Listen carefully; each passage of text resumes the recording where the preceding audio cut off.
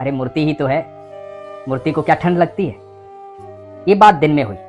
रात को स्वप्न आया, ठाकुर जी दिखाई दिए लड्डू गोपाल के रूप में। सर्दी से कांप रहे थे। बोले कि मुझे ठंड लगती है, मुझे गर्म कपड़े दो। अगले ही दिन कविता जी ने लड्डू गोपाल को गर्म कपड़े पहनाए। अब कविता जी को अपने लड्डू गोपाल से प्यार हो गया था। उनके मन में भाव आते थे। बड़ी श्रद्धा से, बड़े प्यार से उनका भोग लगाती, उन्हें स्नान करवाती, वस्त्र पहनाती।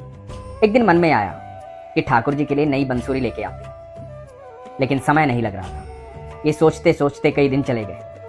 एक दिन हुआ यूं कि जब ये मंदिर में पूजा कर रही थी तो देखा ठाकुर जी की बंसुरी नहीं है। काफी ढूंढा, मंदिर में इधर उधर देखा पर नहीं मिली। तो लगा कि अब तो लाना ही पड़ेगा। बंसुरी लेकर आई। जब लेकर आई, घर के मंदिर में पहुंची तो देखा कि लड्डू गोपाल के पास बंसुरी रखी हुई है।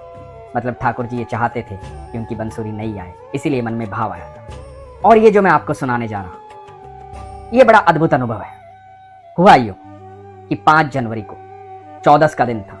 इन्होंने गाय के लिए रोटी निकाली।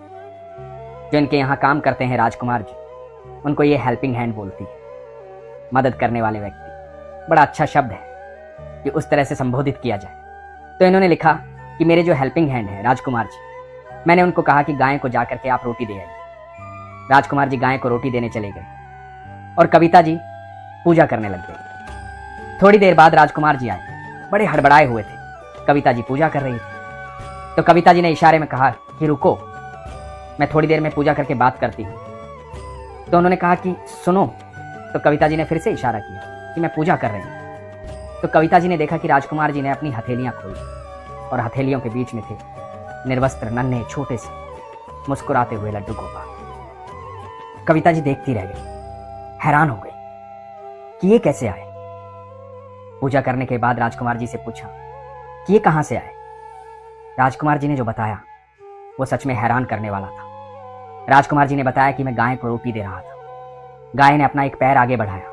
उनके खुर में फंसे हुए थे ये छोटे से नन्हे लड्डू गोपाल। मुझे ये गौ माता ने दिए। वहां कई लोग ये देख रहे थे। उन्होंने कहा कि गाय ने लड्डू गोपाल स्वयं कृष्ण आपको दिए हैं, ये हमें दे दो। तो मैंने उनसे कहा कि नहीं, ये मेरी मैडम को दूंगा। वो लड्डू गोपाल की सेवा करती हैं, वो कान्हा जी को बहुत प्यार करती हैं। ये भगवान के आने का अलग ही माध्यम था। ऐसा कभी सुना भी नहीं कि गौ माता ने लड्डू गोपाल को कविता सैनी जी के घर पर भेजा। कविता जी ये बात सुनकर बड़ी प्रसन्न हो गई। राजकुमार जी से लड्डू गोपाल को लिया और बोली कि स्वयं कृष्ण मेरे घर आए। राजकुमार जी को धन्यवाद।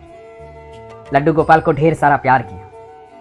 आज वो लड्डू गोपाल उनके परिवार का हिस्सा है। कविता जी बताती है कि मेरे पास 3 लड्डू गोपाल हैं। कहाँ तो मैं ये सोचती थी कि ये मूर्तियां हैं, ये तस्वीरें हैं, इनमें कहाँ जान होती है। अब मुझे लगता है कि मेरे लड्डू गोपाल जीवंत हैं, ठाकुर जी साक्षात रहते हैं। ये सच है कि ठाकुर जी हमें चुनते हैं, हम ठाकुर जी को नहीं चुन सकते। ठाकुर जी जिससे प्रेम करते हैं उसके पास पहुंच जाते हैं। और ये कई जन्मों का खेल है। कई जन्म लगते हैं लोगों को वृंदावन पहुंचने में, कई जन्म लगते हैं कृष्ण का नाम लेने में। सौभाग्यशाली होते हैं वो लोग जो अपने जीवन में भगवान का नाम ले पाते हैं। ये कई जन्मों का प्रोसेस है, कई जन्मों की यात्रा है। कई जन्मों के बाद ऐसा वक्त आता है जब आप श्रीमद् भगवद गीता पढ़ पाते हैं। कई जन्मों के बाद ऐसा वक्त आता है जब वृंदावन जा पाते हैं। कई जन्मों के बाद ऐसा वक्त आता है जब आप भगवान श्री कृष्ण का नाम ले पाते हैं। कविता जी तो सौभाग्यशाली है। वो कहते हैं कि मैं बड़ भागिनी हूँ कि मेरे घर स्वयं कृष्ण चल कर आए, और वो भी गौ माता ने दी। ऐसा सौभाग्य विरला ही होता है। बड़ी सुंदर बात है, सुंदर कथा है। ये विश्वास की बात है। जब विश्वास हुआ तो ऐसा हुआ कि कृष्ण खुद आ गए। इसलिए हमेशा विश्वास होना चाहिए। कृष्ण तो हर जगह हैं, हर पल हैं, अपने आप तक पहुंच जाएंगे। कविता जी बताती है, मैं जब कहानियां सुनती थी, लोगों के अनुभव सुनती थी, सब लोग कहते थे कि मैं कान्हा से ऐसे मिली, मैं कान्हा से ऐसी मिली, तो मुझे विश्वास नहीं होता था। मुझे लगता था कि कहाँ कान्हा मिलेंगे इस कलयुग में। लेकिन अब मुझे लगता है कि मेरे कान्हा मेरे साथ रहते हैं, हर पल साथ रहते हैं, हर क्षण साथ रहते हैं। ये अनुभव मैं उन सबको बताना चाहती हूँ कि कोई भी ये ना सोचे कि कृष्ण नहीं है। कृष्ण हर पल हैं, हर समय हैं। बस विश्वास करके देखिए। वही मैं भी कहता हूँ कि अपने विश्वास को मजबूत कीजिए, अपना ख्याल रखिए।